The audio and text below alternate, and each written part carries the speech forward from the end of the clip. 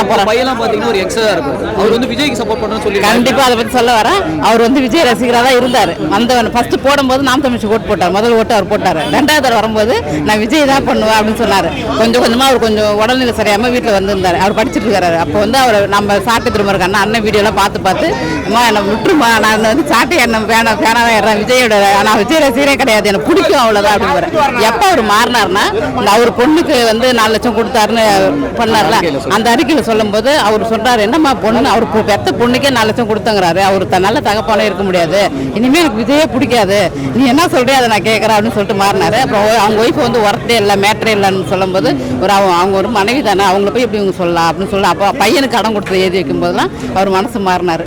மாறிட்டு அது ரொம்ப சந்தோஷமா இருந்துச்சு. அந்த வீடியோ போட்டு ஒரு விதமாக என்னால் முடிஞ்ச அளவுக்கு மாத்திட்டா, சுத்தமாக மாறிட்டாரு.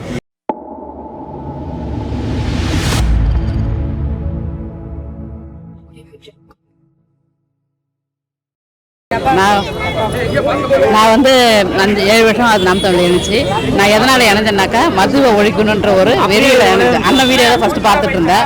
அப்போ அண்ணன் வீடியோ கொஞ்சம் கொஞ்சமாக பார்க்கும்போது எனக்கு வந்து அந்த கட்சியில் இணையணும்னு ஒரு உள்ளாரேருந்து ஒரு இது வந்துச்சு. அப்போ நாங்கள் ஸ்பீக்கர் போட்டு நானும் என் கணவரும் அந்த வீடியோவை பார்ப்போம். நிறைய அண்ணன் வீடியோ பார்த்துட்டு இருக்கும்போது அந்த கட்சியில் இணைஞ்சு மக்களுக்காக தோணும் மது ஒழிக்கணும், அப்புறம் சாராயம் இருக்காங்க அதை ஒழிக்கணும், பெண்கள் வந்து பெண்கள் பாதுகாப்பு தான் முக்கியம் நமக்கு.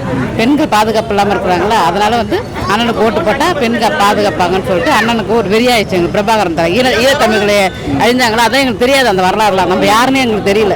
திராவிட வந்து எங்களுக்கு வந்து என்னன்னு எங்களுக்கு கற்பிக்கல தமிழ். அப்புறம் அண்ணனோட பேச்சு கேட்க தான் நாங்கள் நான் யாருன்னு நான் உணர ஆரம்பித்தேன். நான் தமிழன்.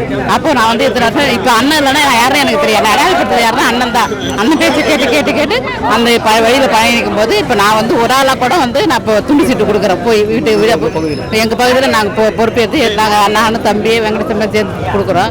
இப்போ வந்து தமிழ் தேசம் வென்றாகணும். குடும்பமே நாம் தமிழ் கட்சி, எங்கள் குடும்பமே நாங்கள் முதல் ஓட்டு போட்டதே நானும் என் பையன் என் கணவர் 3 பேர் சேர்ந்து நாம் தமிழ் கட்சிக்கு முதல் வாக்கு செலுத்தணும்.